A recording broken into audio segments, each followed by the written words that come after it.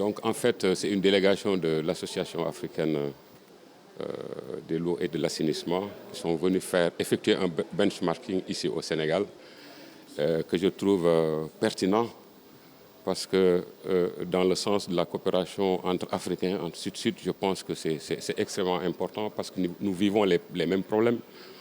Donc les solutions devraient pouvoir être en tout cas les mêmes. Donc unis, je pense que nous pourrons aller plus profondément dans la recherche, dans la quête de cette solution idéale en tout cas pour nous, tous les pays africains.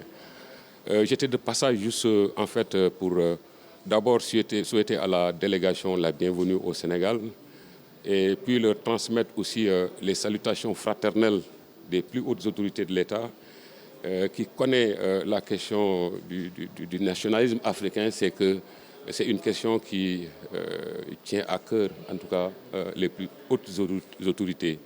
Donc il était de mon devoir d'abord de venir leur souhaiter la bienvenue, leur faire savoir aussi qu'ils se trouvent chez eux.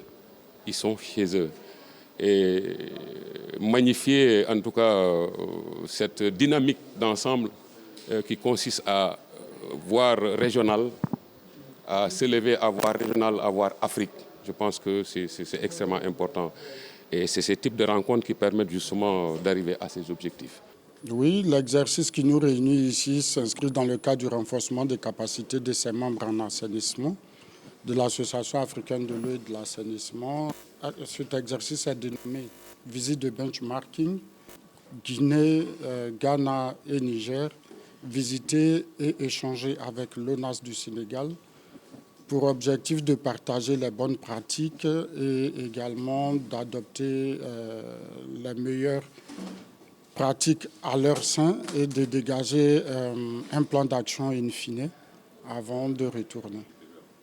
Oui, il faut dire que le projet travaille avec les collectivités territoriales qui, dans leur ensemble, ont des mandats de délivrance d'assainissement dans leur communauté.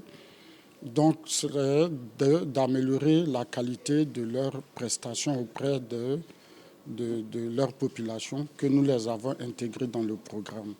Donc, en se frottant aux meilleures pratiques, en partageant avec leurs pairs de Dakar, ces communautés ou ces communes vont retourner et avec des plans d'action, cette fois-ci, avec connaissance des meilleures pratiques de l'expérience sénégalaise pour pouvoir l'adapter à leur contexte et améliorer leur délivrance de services. Il faut dire que nous avons déjà travaillé avec Dakar de 2015 jusqu'à ce jour.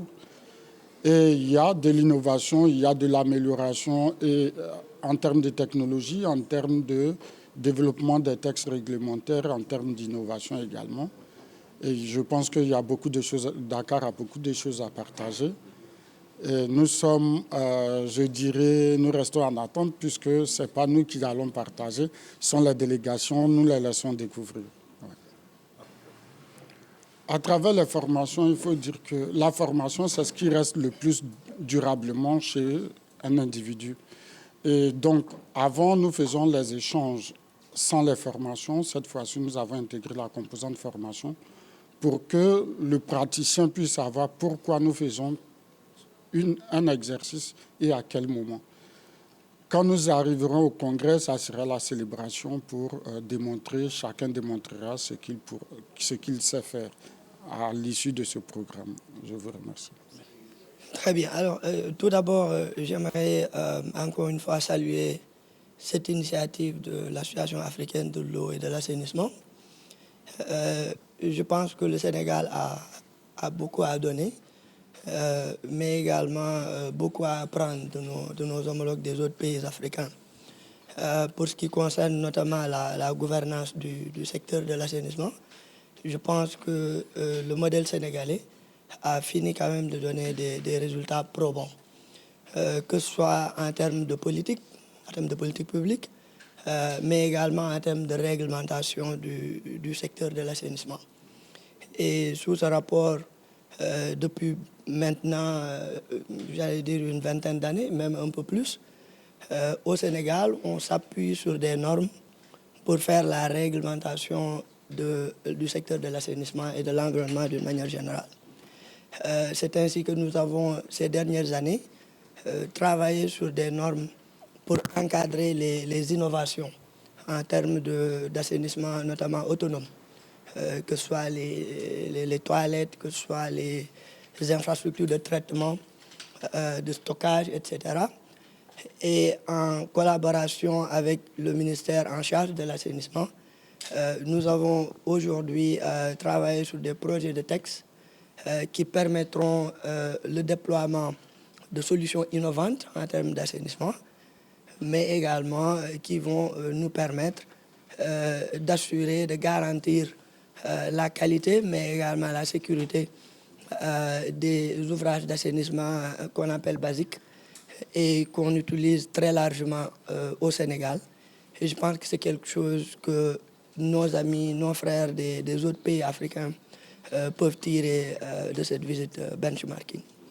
Alors, pour ce qui est du secteur de l'assainissement, comme je le disais tout à l'heure, on a souvent été confronté au problème de l'accès, mais on s'est rendu compte qu'essayer de résoudre le problème de l'accès sans pour autant penser à la qualité, donc à la durabilité des ouvrages, pose encore un autre problème. Parce qu'un assainissement mal géré a des conséquences beaucoup plus néfastes que l'absence d'assainissement.